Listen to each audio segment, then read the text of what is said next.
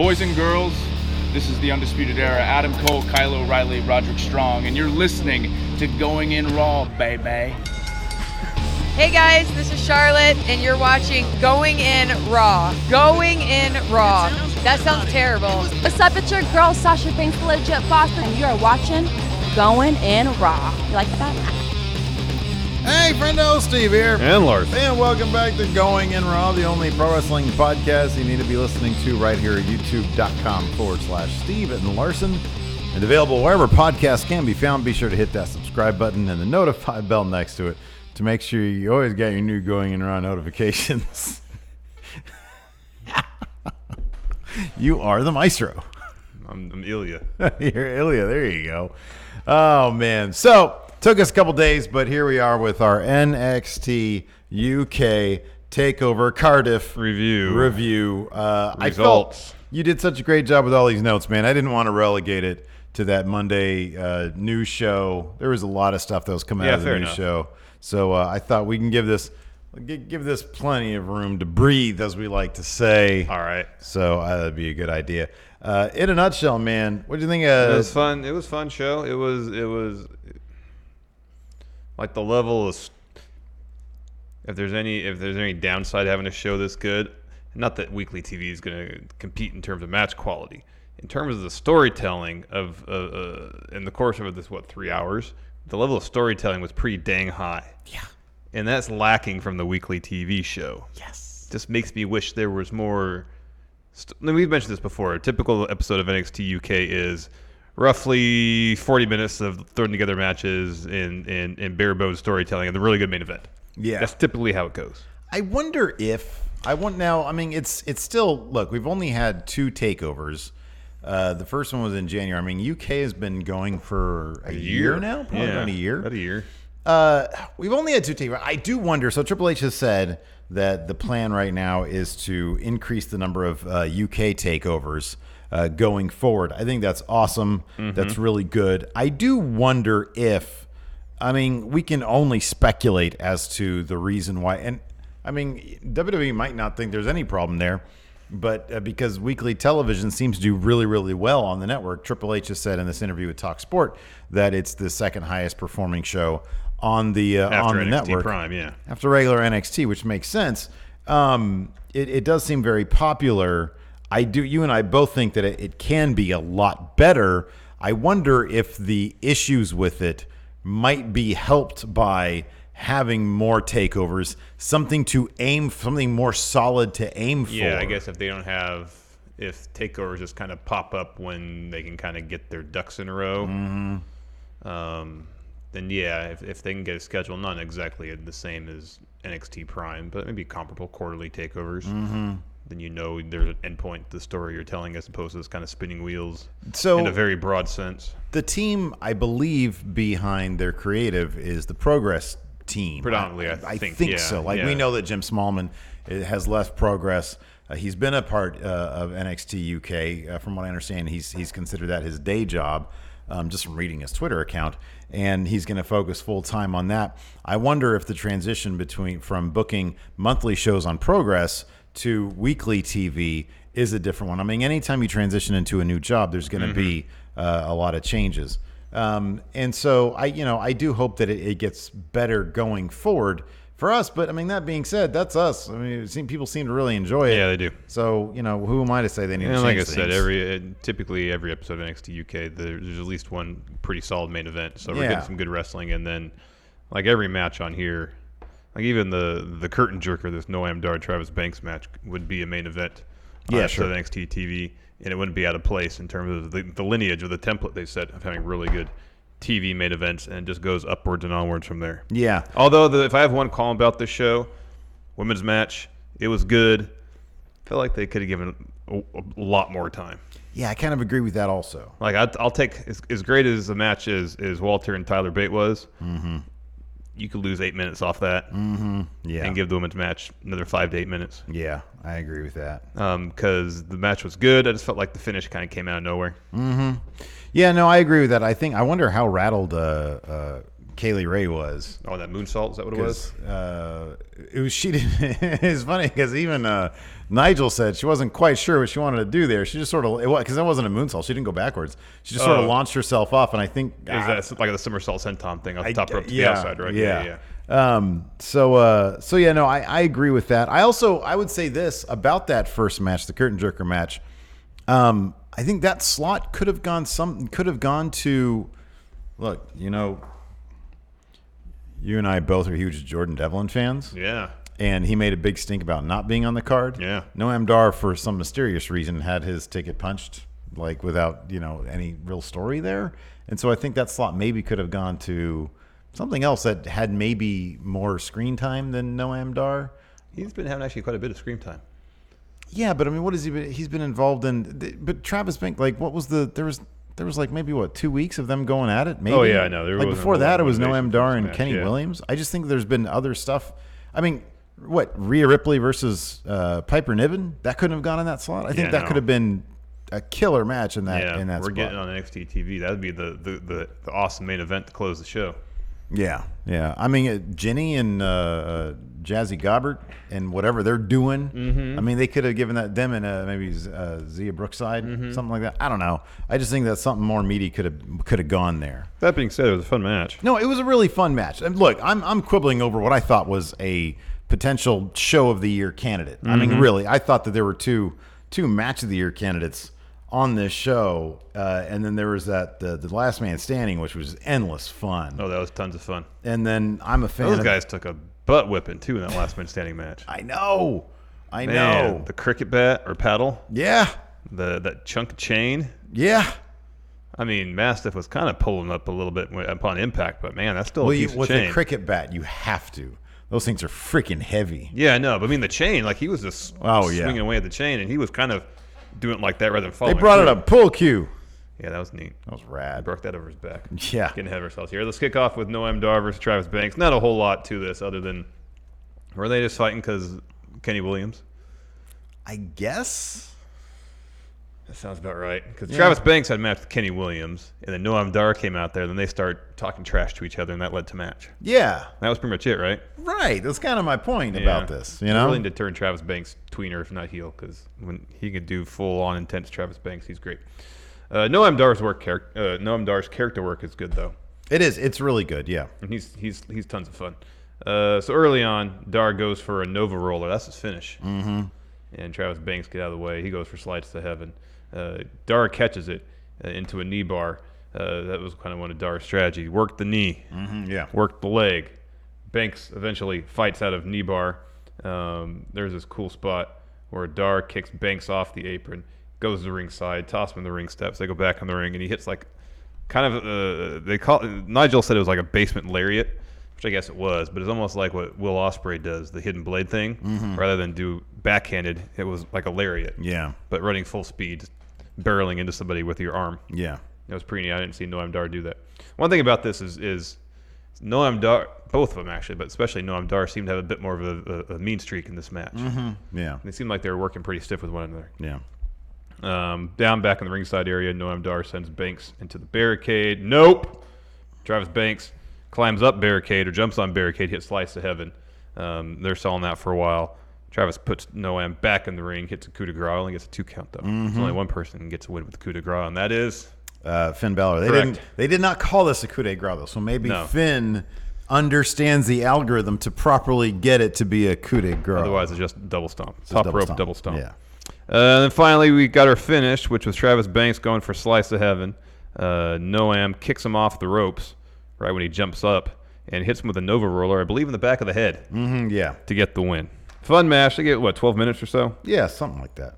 Yeah. It's a good match to get the crowd into the show. By the way, shout out to the crowd.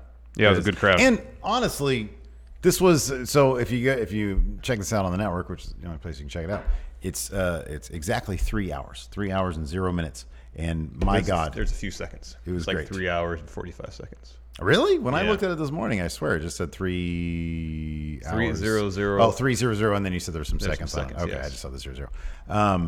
Yeah, and that's perfect. Mm-hmm. That is the perfect length of time for any pay-per-view. They could have done 5 more minutes for more time for the women's match. Fine. 3 hours and 5 minutes. Perfect length of time for any pay-per-view.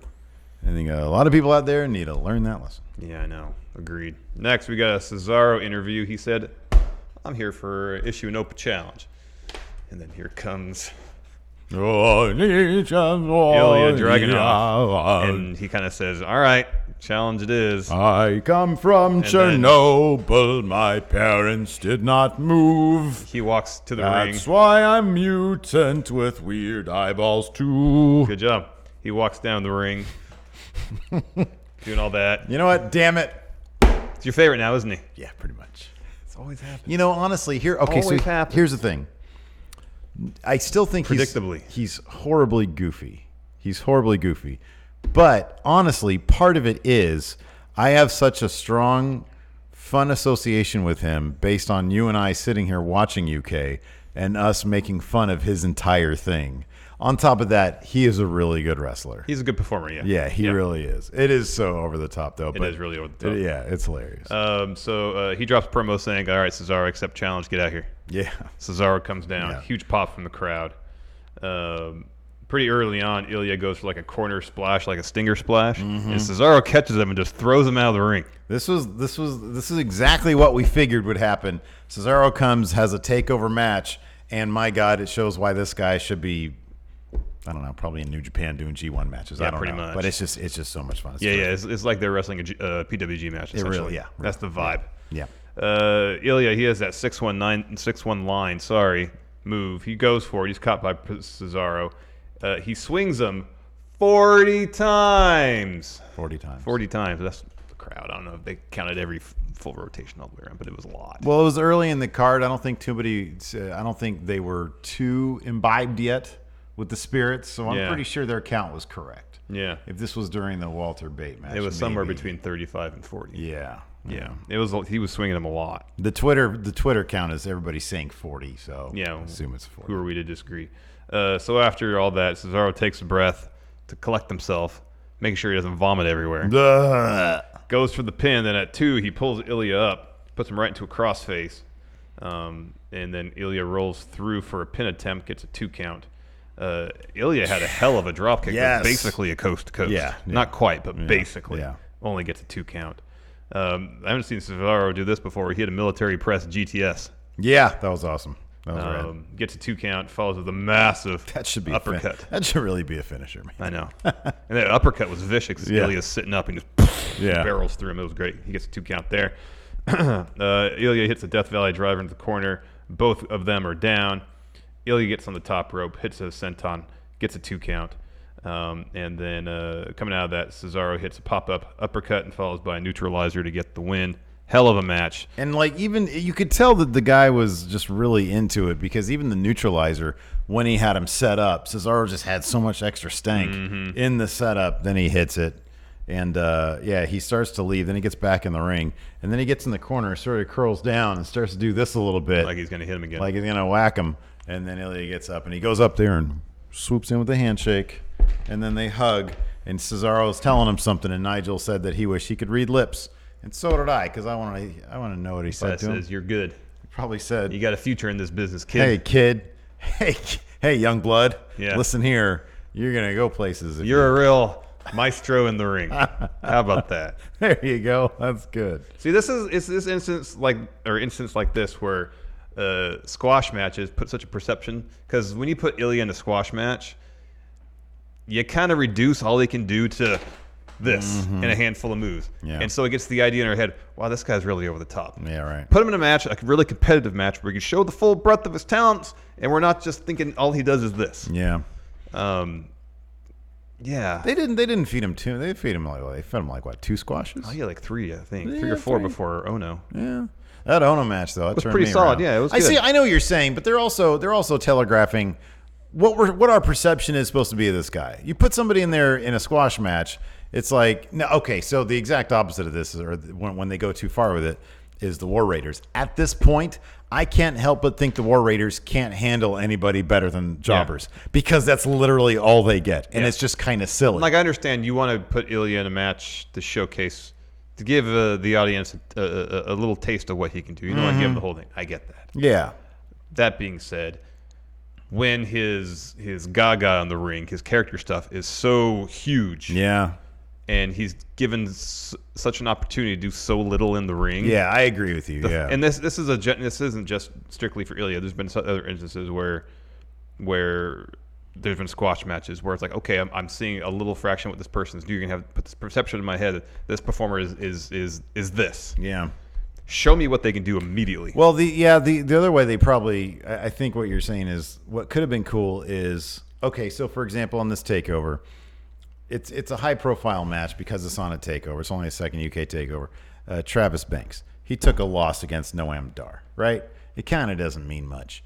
If Travis Banks was out there and Ilya made his debut answering a challenge for Travis Banks and then beat him, Travis Banks, who has a big name, who's been around, who's won matches, and Former they put Progress on champion, yeah, exactly, and they put on like a killer match, exactly, and we see what he can do, and he picks up a high profile win. That's also a great telegraph. This is what we think of this guy, and you don't. Yeah, I see what you're saying.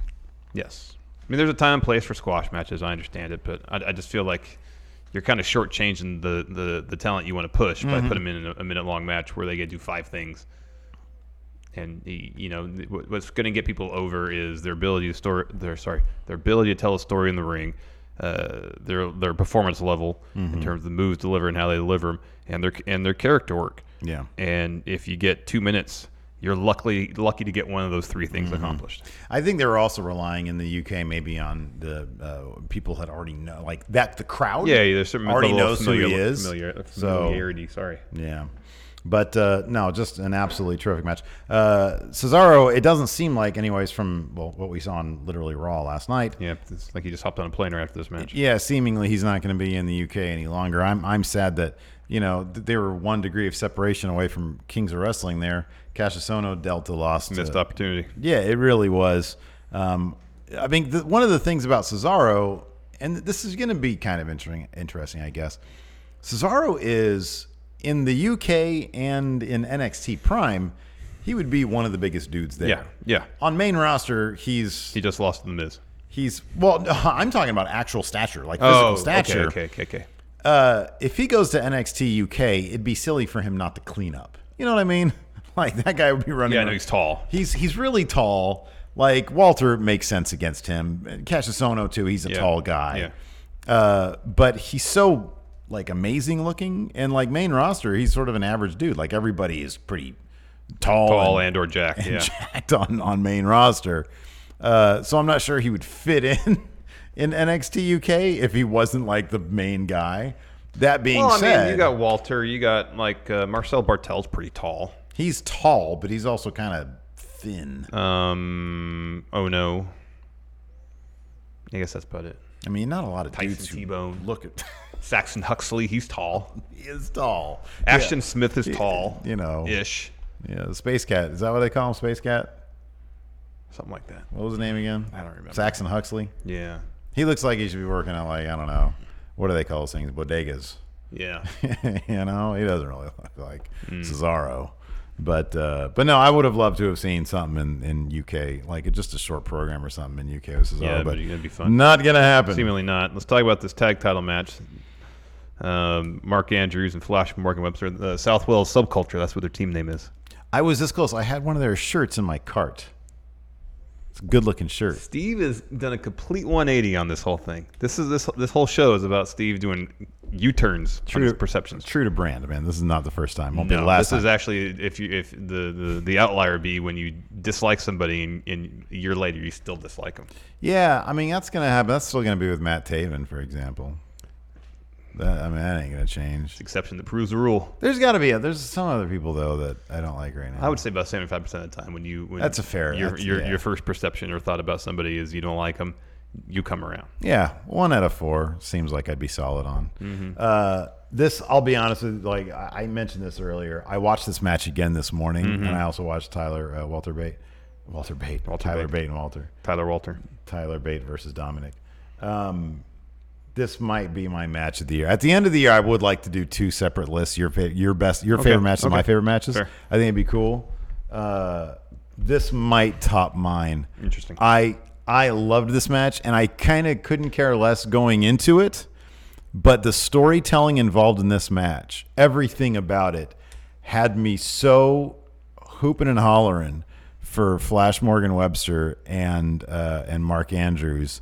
I was all about it. I was sitting there, like Bama was next to me, and I kept on screaming towards the finish. I thought everything they did, all the false finishes in this match were so well. There was an early one, and the crowd, and it was like the crowd understood. It was a very savvy crowd. Yeah. And it was as if the crowd understood that, oh, man, that was their chance. Yeah. They're going to lose this. You know, pro wrestling people have seen There's enough. tropes, yeah. The tropes, exactly.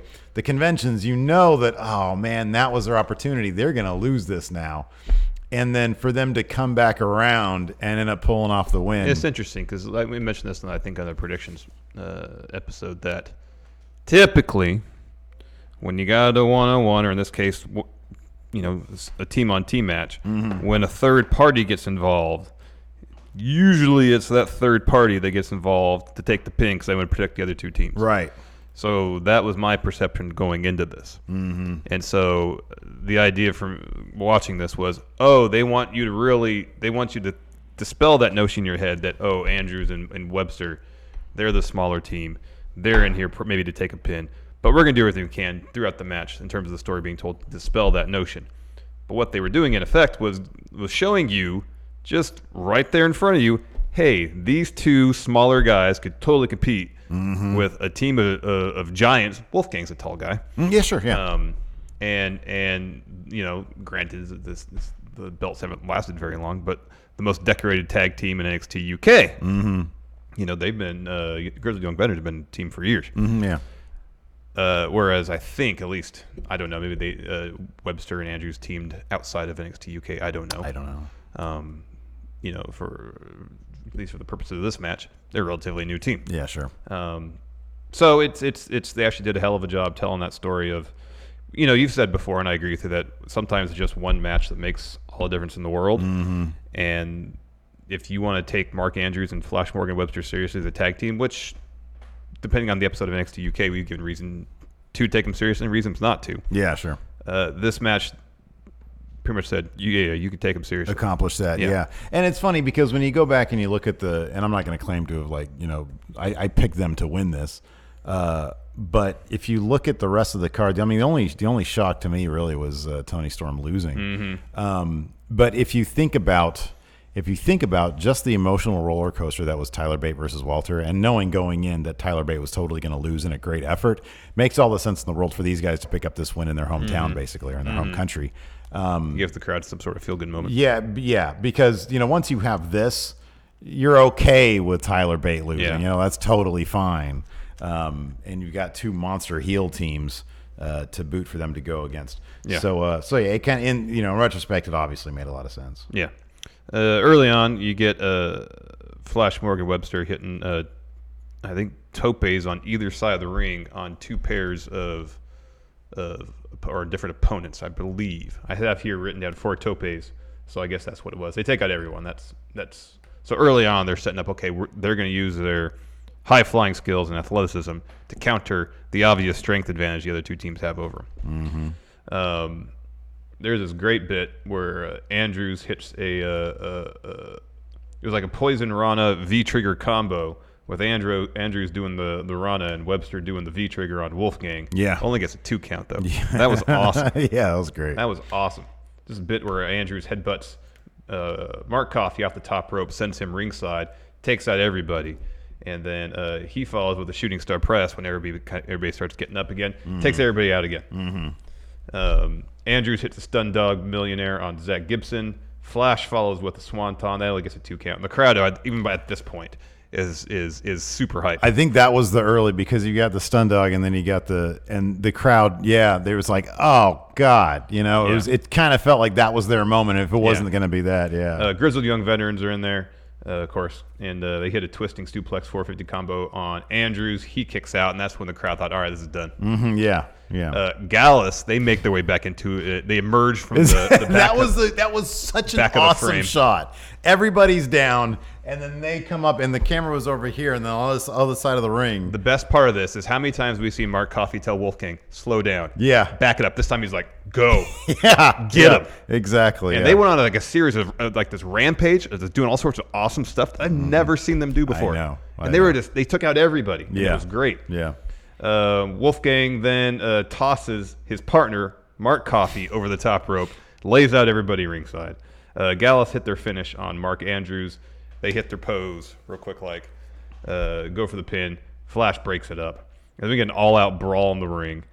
Flash hits the Destroyer on Mark Coffey after Wolfgang slingshots him, thinking he's going to send him into Coffey to hit him with a form or something. Yeah. Instead, we get a Destroyer. Yeah. Meanwhile, on the other side, outside. Yeah, Wolfgang's reaction to that was great. I know. He was like, oh, that wasn't how it was supposed to go. I know. And then right after that, Grizzled Young Veterans, Zach Gibson gets Wolfgang on his shoulders. James Drake hits a suicide dive on him. Mm-hmm. Back in the ring, Mark Andrews hits Stun Dog on both members of Grizzled Young Veteran. Flash hits I think a 630 on James Drake. And then Zach pulls the ref out during the pin. I love that bit. He pulls him out, and he immediately gets on his knees and starts begging him not to throw him out, not to DQ him or whatever the ref would possibly do in that situation. Because he gets on his knees like, please don't. It's like it's such a villain move. I know. It's such a cowardly villain move. It's reminiscent of Ric Flair when he the face would make their comeback and he'd get on his knees and plead with them to spare him, show mercy. Right, exactly. Yeah. Grizzled Young Veterans hit Ticket to Ride, their finish. James Drake takes out Gallus with a suicide dive. They hit that on okay, go ahead. Yeah. Gibson goes to pin Flash, who ate Ticket to Ride.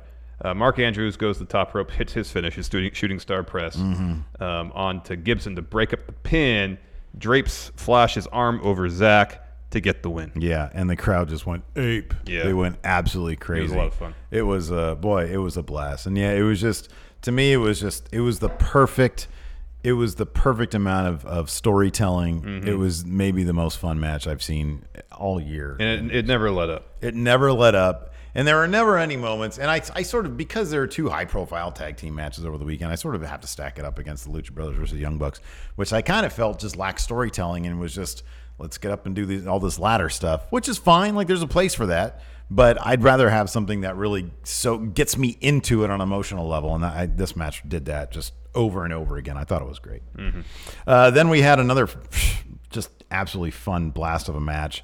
Dave Mastiff versus Joe Coffey, last man standing. They opened the match with Dave Mastiff doing an Irish whip on Joe Coffey into the corner. Coffey comes off. He gets whipped back and takes the turnbuckle, and the top rope just comes falling down with him. It was a beautifully planned spot, and it happened within seconds of the match starting. Yeah. And the crowd just went ape for it because it was like, that's what we're in for now. First, it's gasp, then oh my gosh. It was so insane. Reminiscent of an ECW type thing. Yeah, it's like, totally. Okay, we're gonna get these two monsters going at it. That sets the tone. And then Mastiff picks up the turnbuckle, the actual bolt turnbuckle, yes, and starts beating up Joe Coffey with it. He goes from behind him like a psycho killer and puts it in his mouth, draped across his mouth, and starts ramming it in his head. Yeah. And then Joe Coffey goes for some a pop-up second rope, I guess a moonsault maybe, and then falls off the second rope. That can't be easy, adjusting everything for the second rope. That's got to be tough. Oh, well, that was a work, right? I'm not sure. I think that was just a really well planned, maybe, just to sell that this isn't normal anymore. Yeah, this is not. I'm not going to be able to do this stuff anymore. Could be. And it could be. It might have been. It might have been a shoot. It might have been real. But I'm almost positive going up there and trying to do that and falling off because the ring is down. Yeah. Or the rope is down, rather. Yeah, could be. After that, Mastiff hits a German suplex on Joe Coffey, sends him out of the ring. A little brawling out there. Coffey finds a pull cue, hits Mastiff with it, and he goes under the ring and gets the Gallus bag of weapons. Mm-hmm. There's a sack that says Gallus on it. He dumps the contents of the weapons out. There's all sorts of stuff in there. There's a cricket paddle, some chain, I think a kendo stick, all sorts of stuff. And then he gets the table. He brings that out. then he gets the pull cue, breaks it over Mastiff's back. And then Mastiff later on will get that cricket paddle and then whacks the heck out of Coffee twice. Yeah. Massive smack. Yeah. This spot was awesome. Mastiff is going for a spear of some sort. Coffee leapfrogs him. Mm-hmm. Turns around, hits his headbutt spear thing he does. Puts Mastiff through the table. Mastiff comes to, grabs the chain, and starts just wailing away with Joe Coffey with this piece of chain. Yeah, pretty These brutal. guys beat the heck out of each other. They really did, yeah. Then there's a tug of war over the chain. Mm-hmm. Dave lets go, so Coffey falls back a bit, charges him, cannonballs him through another table. Yeah. Joe just beats the 10 count, climbs over the barricade. They start brawling in the crowd. Joe hits his finish, the discus lariat, with the chain on his hand. Both of them get up, beat the 10 count. This part was great, where Mastiff grabs a couple chairs. This was like literally something we do in 2K. I know. It's like, okay, you get back over there, I'll get back over here. Let's see who wins this battle. Mm-hmm. He tosses one chair to Joe. They back up. They charge each other, ram each other, chair first. They both fall. They start brawling up by the commentary table. Mastiff hip tosses Joe over the barricade, and Joe looked like he was dang close hitting his head in the corner of the commentary. That looked like it could have been bad. Yeah. They're brawling up there. Mastiff hits a rolling senton on the announce desk. And then there's like a platform behind commentary that had been set up. Mm-hmm. So they start fighting up there. They climb up there. Brawl. The lighting during this Super sequence dramatic, was yeah. great because there was just like, you see a spotlight, two spotlights. And it was like sometimes hitting the camera, so it was lens flaring all over the place. The camera behind them, so they were silhouetted somewhat with the spotlights. It was really beautiful. well done. And when they'd go to close up, the lighting was beautiful. Yeah, and so there's a moment where they're kind of at a stalemate. I believe Coffey has a handful of Mastiff beard. Mm-hmm. Mastiff headbutts Joe. Joe falls off the platform because he has a handful of beard. They both fall off through a couple tables. Yeah. So the rest counting. And there's a couple road cases by the table. So they both use the road cases to prop themselves up to get up. Joe is the first to kind of get up. Mm-hmm. Mastiff's almost there. Joe kicks the road case from underneath Mastiff. He falls back to the mat. Ref counts to 10. Mm-hmm. Joe Coffey uses his brain to get the win. I thought the finish was a little on the goofy side. I thought it was great because seemed to like it, yeah. It's like, it was almost like at that one moment Joe Coffey realized, okay, I can't use my physical strength to best my opponent. Yeah. I have to use this. Yeah. And I thought it was a pretty clever finish to a last man standing match because far too often is something, we'll dump a bunch of stuff on somebody. Right, yeah. That way they can't get up when they have 600 pounds of crap on top of them. Yeah. No, I thought it was such a fun match. It was such a fun match from beginning to end. After that, we saw Tegan Knox ringside. She's healed up. Hopefully she can keep those knees and everything else from falling apart. Hope so. Because she's really fun. Yeah, she is good. Right after that, we had the women's title match. Again, I would wish they'd given this more time. Maybe that spot off the top, maybe they I don't think so, but maybe they kind of went to the finish a little early. I don't know. If she bumped her head, I don't know. Because it was like literally right after that they rolled back in. And, yeah. So as soon as the bell rings, Tony wants to go after Kaylee Ray. Kaylee Ray gets out of the ring, goes in and out a couple times, really teasing Tony. Tony says enough, hits a suicide dive on her. Takes it to Kaylee Ray pretty early, and then after a series of kicks, Kaylee Ray takes control, and even like super early, Tony Storm was like crying. Yeah, it seemed too early. I guess my thing. So I understand that the build to this match was supposed to be they were close at one time. I mean, we got 3 very similar vignettes. Yes. Where they were close, they were roommates, but the problem is there was nothing beyond those vignettes to really connect us with those two together. Mm-hmm. If we had seen it during the course of weekly TV, their interaction, but Kaylee Ray's kind of been a jerk. I mean, she's been a bad guy like the entire time. More or less, yeah. You know? And so it's not like we had, it's not like we lived through their backstory. They're explaining it to us, and we kind of need to live through a little bit of it with them. And so Tony being so emotional over Kaylee Ray, didn't really resonate too much with me. I mean, if it were later on and there was some shit talk, Yeah. and it was really physical, Yeah. then I would buy that. If it was like 3 or 5 minutes into the match. It seemed too early. It did. I don't even know if at any time I just didn't. I never during their build. I've never felt that. I mean, like Kaylee Ray was talking crap about her. Her dad abandoning. That was the big tipping point. But it just, I don't know. I never understood what the deal was. Like, why is Toni Storm so emotionally tore up about Kaylee Ray? Yeah. Like, I was told it. I didn't see it. I didn't experience it. Yeah, no, I understand that. But I think if it was presented, the match was presented differently, where, like, Kaylee's in her face, she'll get some offense and get in her face, start talking about crap, bring up the dad thing again, make it really personal during the course of the match, and follow that up and precede it with violence. Yeah. And then you have Toni reach a certain breaking point, and then she makes her comeback. Yeah. It would make sense at that point. Yeah. Like you can any story can be told with a single match, and you're right. They could have done it. They could have pulled it off. You're right. I think it was a little early. Yeah. Toni eventually does make a comeback with a flurry of strikes, hits a German suplex, goes for Storm Zero. Kaylee Ray blocks it, goes for her finish, Gory Bomb, and then Toni reverses it into like a destroyer bomb, like a sunset flip bomb. Gets a 2 count. Toni Storm does hit Storm Zero. Kaylee Ray kicks out. Yeah. Don't know if we've seen that yet. But then Kaylee Ray hits her finish, and Toni kicks out of that. They're up on the top rope. Seems like Kaylee Ray wants to go for a top rope Gory Bomb. Toni blocks it. Goes for Storm Zero. Kaylee Ray blocks it. Toni hits a German suplex off the top or second rope. Gets a 2 count. Kaylee Ray knees Storm out of the ring, and then she goes to top, hits like a somersault senton. Looks like she might have bumped her head.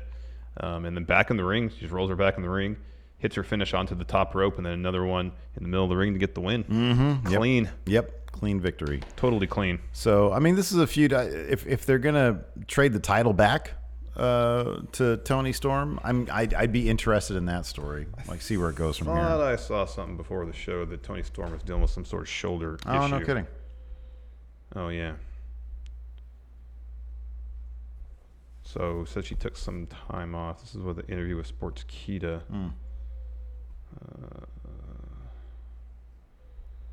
She said, I'm going to be okay for Takeover. Okay. All right. Well, maybe it's not, I thought maybe. Well, the way she talked though is that she was taking taking time off. She was taking time off in advance of Takeover because Takeover is such a big deal. It's not going to preclude her from then taking time afterwards. After she needs it. to get some But also, I mean, here's the thing. Also, so we haven't had I guess we had Pete Dunne, who was essentially a face as champion. I'm not sure. Like Toni Storm's run, it's kind of like because they're similar. It's kind of like 205. Face champions don't really do all that well. Yeah, because they just for whatever reason on 205 especially, whenever they have a heel champion, it just works so much better because the thing is in the chase, and in the UK, I don't know what the deal with them and Toni Storm is. Maybe she's had injuries. I don't know. But it just hasn't worked as much with her being just a straight up babyface, It just hasn't worked as well. As you look at the grizzled young veterans, they're fantastic champions. Those guys are jerks. We've said this a million times. Heels just have more to chew on. So you need to give, you just need to give babyfaces something to do. Yeah, Yeah. Finally, the main event. Wow, Tyler Bate versus Walter, 40 NXT minutes, man. or WWE United Kingdom Championship. Yeah, we're about 40 minutes. These UK title matches always live up to it, man. Oh yeah, this is something else. I remember reading somewhere too that Shawn Michaels came out to help people work on their matches for this show. It's not surprising. No. Triple H talks about him all the time, all of his interviews. It's like Shawn's right there with him the entire time. It's awesome. It's so great. Early on, well, we can talk broad strokes first. Usually in a match like this, where you have, in this case, Walter, who is significantly larger than his opponent, you don't often get a strength versus strength battle. This is exactly what you got here. The thing that I loved about it, too, is that this is something they have been setting up. I wonder, and I don't know, I haven't looked at the timing of it to see if it's coincidental or not, but when Walter first showed up, he showed up in the crowd at Takeover Blackpool. or was it an NXT Prime? Because Walter was in the crowd. He had a crowd shot, didn't he? So it's probably Blackpool, yeah. Probably Blackpool. Yeah. Maybe it was around that time they started emphasizing Tyler Bate trying to go strength for strength with other big men. I remember I think it was a match with, I want to say Gallus. Maybe it was a tag match, or maybe it was a series of singles matches where it was kind of a new thing for him. He was doing feats of strength. He was doing the bridge thing at the pins. Yeah. Yeah. He's done it several times, yeah. And that's been a constant thing. And I wonder if they just understood that down the line he'd face Walter. Maybe not. Maybe they have. If this was on purpose, this has been going back a ways. And it was a very deliberate thing they were doing with him. And it all culminated here. Like this was what it all led to. And I think that's terrific. Yeah. If that's the case, if they're going to do the doubles and the details, I'm a big fan of that. Yeah. I'm a huge fan of that. Totally. And the story was he was trying to be big strong boy against Walter. Walter's too damn heavy, and he was going after Tyler Bates. Well, it was a situation where Tyler, if that even makes sense, Tyler could match him in terms of the strength department, but not necessarily the power department. Right, yeah. Because in the end, it didn't take a feat of strength for Walter to win. It just took the power of one lariat to do it. Yeah. So, if that makes sense, like Bate could pick up Walter just as easily as Walter could pick up Bate, but in the day, Walter is just too powerful. So early on, Bates sticking and moving, kicking Walter's legs, but not getting too close. Ranged attacks, stick, move. Early on, though, we had the sequence where Walter is going for the pin, like putting his entire body weight on top of Tyler Bate. He bridges out, big strong boy. There's some jockeying for a slam. Bate does slam Walter, follows it with a shoulder tackle, sends Walter out of the ring. There's this part where Walter picks up Bate for a body slam, and Bate holds on to him. Escapes, hits a Hurricane Rana, suicide dive. That suicide dive, though, is caught by Walter. Chops the heck out of him. Apron bomb. Walter gets back in thinking, I'm cool, man. Cannot win. Nope. Tyler Bate. I think he gets an out like 7 at that point. Yeah. And then they're back ringside. Walter starts beating up Tyler Bate and then power bombs him, I guess in theory, into the ring post, but it looked like he just power bombed him. I know. Onto really nothing. Well, onto the floor. Onto the floor. Well, it looked like the back of Bate's head could have clipped the apron or something like that.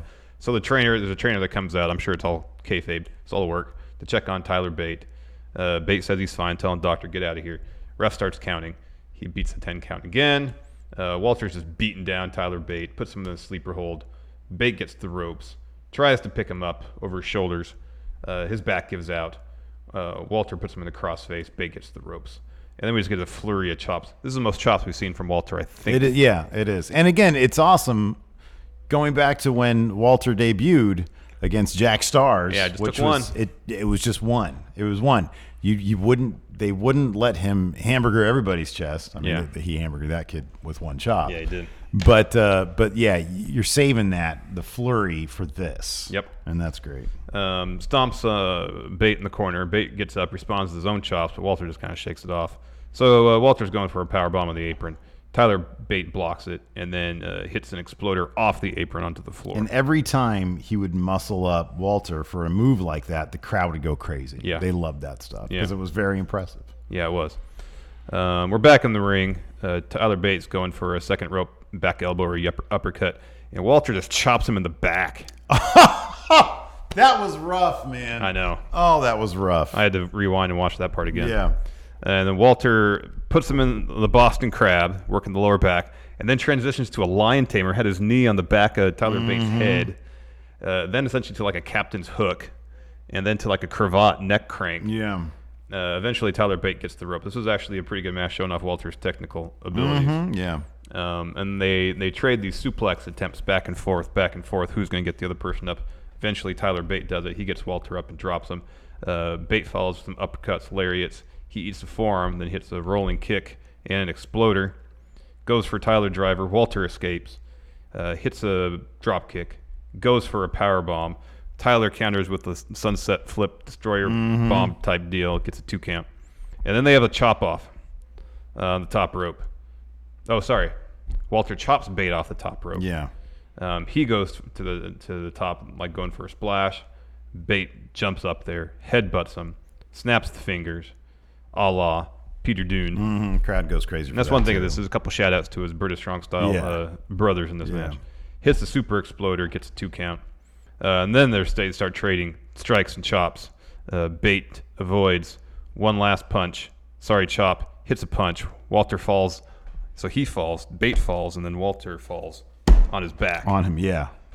Smush. It's like he's under a whale, basically, at that point. He's trying to get out. Bate does the lariat thing where he bounces shoulders further off the rope, turns around and goes for a lariat. Walter catches that, drops him with an exploder, only gets a 2 count, though. Bate picks up Walter for a spin, but puts Walter on the top ropes, picks him back up. Shout out to Trent Seven, Burning Hammer. Yeah. But he can't make the cover, and Walter rolls out of the ring. Yeah. Bate hits the suicide dive, gets back in, tope, deadlift German suplex in the ring, but only gets a 2 count. Goes for a Tyler driver again. Walter reverses into a pin. Bate powers out, and then Bate hits a Tyler driver. Walter kicks out.